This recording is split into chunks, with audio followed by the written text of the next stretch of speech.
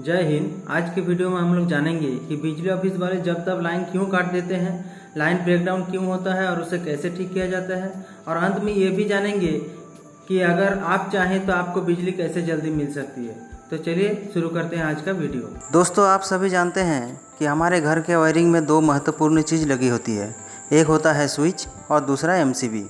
Switch का काम होता है ऑन ऑफ करना और एमसीबी का काम होता है अगर घर में कहीं पर शॉर्ट सर्किट हो जाए तो उस जगह के लाइन को तुरंत काट देना, ताकि घर के मूल्यवान वस्तुओं को नुकसान ना पहुंचे।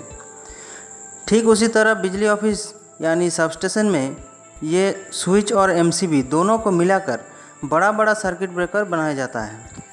इस सर्किट ब्रेकर से दोनों काम एक साथ हो जाता है। ज़रूरत पड़ने पर ऑन ऑफ करके लाइन को काटा भी जा सकता है, और कहीं पर अगर कोई शॉर्ट सर्किट हो जाए तो ये बीसीबी अपने आप ही ट्रिप होकर दुर्घटना होने से बचाता है। जैसे एमसीबी अपने आप ही ट्रिप हो जाता है, उसी तरह ये वीसीबी भी अपने आप ही ट्रिप होकर लाइन को काट देता है और कोई भी दुर्घटना होने से बचा लेता है। ये जो स्विच आप लोग देख रहे हैं, इसे दाहिने या बाएं घुमाकर लाइन को ऑन ऑफ किया जाता है। जब ये ब्रेकर ऑन रहता है तो आप लोगों के घर में बिजली रहती है, और जब ब्रेकर को ऑफ किया जाता है तो बिजली कट जाती है। तो चलिए आप समझ लेते हैं कि बिजली ऑफिस वाले आखिर लाइन काटते क्यों हैं। आमतौर पर बिजली लोड शेडिंग होने पर या मरम्मत का काम चलने पर ही काटी जाती है। जब मेंटेनेंस का काम होता है तो लाइन को काट कर यानी बंद करके जब तक काम पूरा नहीं होता और आदमी लाइन से उतर नहीं जाते, तब तक लाइन को काट के रखा जाता है। लेकिन दोस्तों, इसके अलावा भी आपने दो हालात देखे होंगे। एक, कभी कभी बिजली जाती है और कुछ समय बाद चली आती है, और कभी कभी 2-3 बार बिजली आने जाने के बाद बहुत देर तक बिजली नहीं आती है। लाइन जाने के लिए मूल रूप से जिम्मेवार है ये पेड़ पौधे, पोल पर लगी हुई चीनी मिट्टी का इंसुलेटर और आसमानी बिजली। तेज़ हवा चलने पर पेड़ों के डाल तार पर सटती है और इससे लाइन को अर्थ मिल जाता है। दोस्तों, जैसे घर में फेज तार न्यूट्रल या अर्थ से सटने से एमसीबी ट्रिप होकर लाइन को काट देता है, उसी तरह ये ब्रेकर अपने आप ही ट्रिप हो जाता है और लाइन को अपने आप ही काट देता है। किसी को काटने की ज़रूरत नहीं पड़ती। जैसे हम लोग सोचते हैं दोस्तों कि ये बिजली ऑफिस वाले ही बार बार लाइन काट रहे हैं, तो ऐसा नहीं है दोस्तों। ऐसे जो फॉल्ट हम बताए हैं, इस तरह के फॉल्ट अगर हो जाए तो वीसीबी अपने आप ही लाइन को काट देता है। उसे समझ में आता है कि कहीं पर कोई शॉर्ट सर्किट हो गया है और इसलिए लाइन को वो खुद ही काट देता है। तेज़ बिजली गिरने पर या दो तारों के बीच पंछी सटने पर भी ये ब्रेकर टिप हो जाती है। इस समय कुछ देर बाद गियर को ऑन कर दिया जाता है और लाइन वापस आ जाती है। लेकिन ब्रेकडाउन के समय लाइन को बार बार चार्ज करने यानी गियर को ऑन करने पर भी लाइन होल्ड नहीं होता। गियर अपने आप ही ट्रिप हो जाती है। इस समय गियर को जितनी बार चार्ज किया जाएगा, लाइन उतनी बार आती जाती रहेगी। 2-3 बार चार्ज करने के बाद जब बिजली ऑफिस वाले समझ जाते हैं कि किसी फॉल्ट के कारण लाइन ब्रेकडाउन हो गया है, तो उसके बाद फॉल्ट को ढूंढकर उसे ठीक करने के बाद ही लाइन मिलती है। अब समझ लेते हैं कि लाइन ब्रेकडाउन क्यों होता है। दोस्तों, गर्मी के बाद पहली बारिश गिरते ही कुछ इंसुलेटर में लीकेज आ जाती है। इन सब लीकेज में पानी घुस जाता है और ये इंसुलेटर ब्लास्ट होकर लाइन को ब्रेकडाउन कर देता है। अब आपके मन में एक सवाल आ रहा होगा कि लीक इंसुलेटर को बिजली ऑफिस वाले पहले ही चेंज क्यों नहीं कर देते। तो दोस्तों, ये लीकेज इतनी बारीक होती है कि इसे ढूंढ पाना नामुमकिन सा है। इसे तभी ढूंढा जा सकता है जब ये पूरा ब्लास्ट हो जाए या इससे आग निकले, यानी लाइन पूरा ब्रेकडाउन हो जाए, उसके बाद ही इसे ढूंढा जा सकता है। ब्रेकडाउन होने के बाद इस फॉल्ट को मरम्मत करके आपके घरों तक बिजली पहुंचाई जाती है। बारिश के मौसम में ज़्यादातर ब्रेकडाउन पेड़ गिरने पर या डाल के गिरने पर होता है।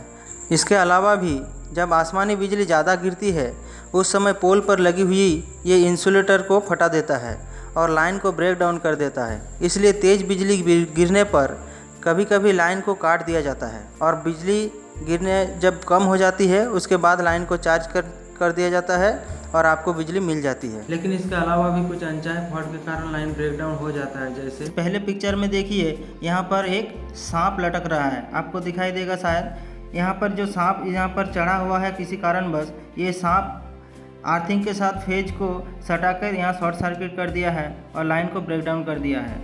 दूसरे पिक्चर में आप लोग देख सकते हैं यहाँ पर पिन इंसुलेटर लगना चाहिए, लेकिन ये जो पिन इंसुलेटर है ये टूट के नीचे गिरा हुआ है और चैनल के साथ आर्थिंग करके इसको शॉर्ट सर्किट कर दिया है और लाइन को ब्रेक डाउन कर दिया है।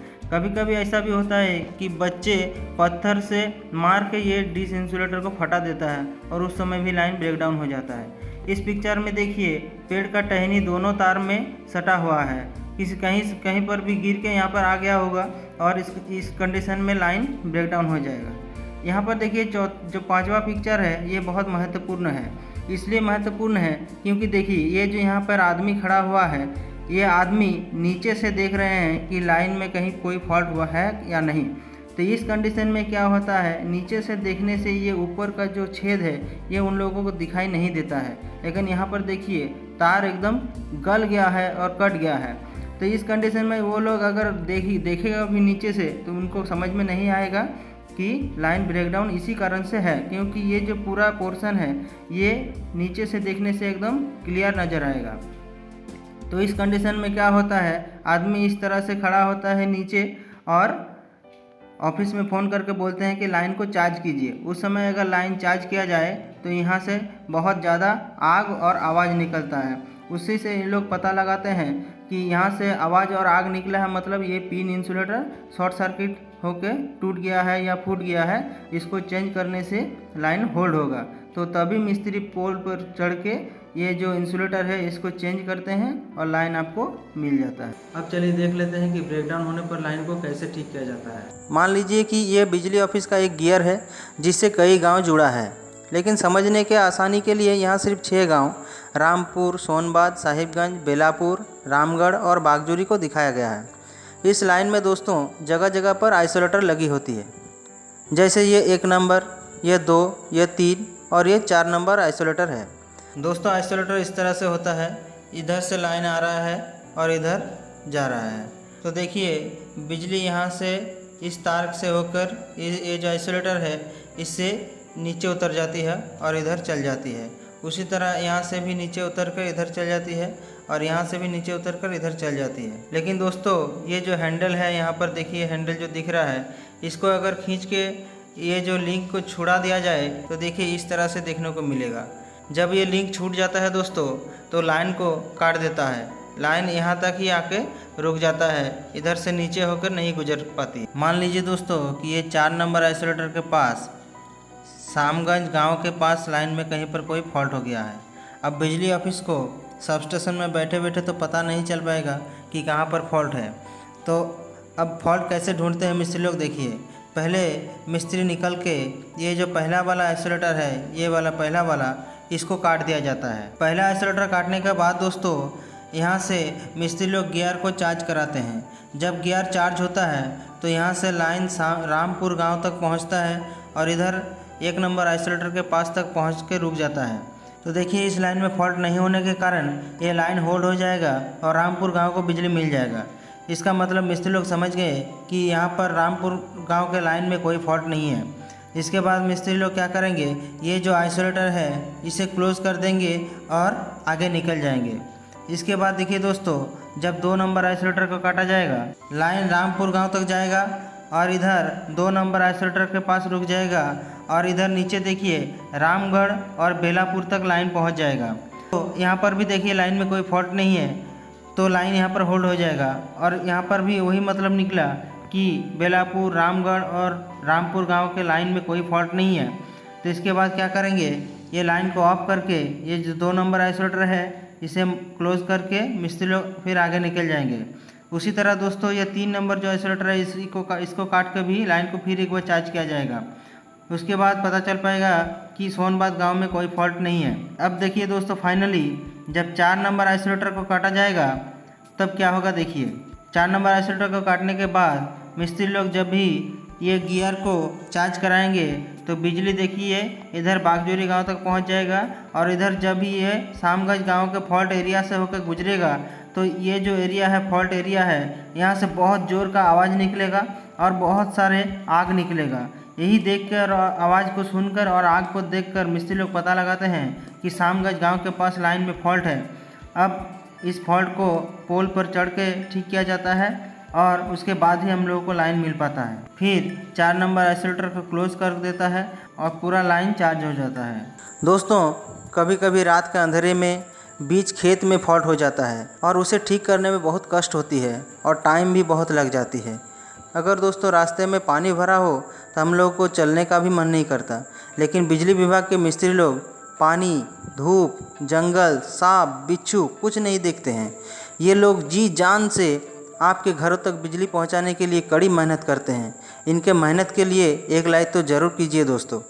अंत में एक बात बतानी है दोस्तों, अगर आपको लाइन में कहीं पर कोई आवाज़ सुनाई दिया या आग निकलते हुए दिखाई दे या फिर कहीं पर कोई फॉल्ट आपको नज़र आ जाए तो उसकी सूचना तुरंत बिजली ऑफिस वालों को दें, ताकि इससे क्या होगा कि पूरा लाइन को उन लोगों को चेक नहीं करना पड़ता है। डायरेक्ट फॉल्ट लोकेशन पर आके वो लोग फॉल्ट को रिपेयर करके आपको बहुत जल्दी से बिजली आपके घरों तक पहुँचा सकते हैं। तो कृपया कोई भी फॉल्ट दिखाई दे तो उसकी सूचना तुरंत जल्द से जल्द बिजली ऑफिस वालों को दें।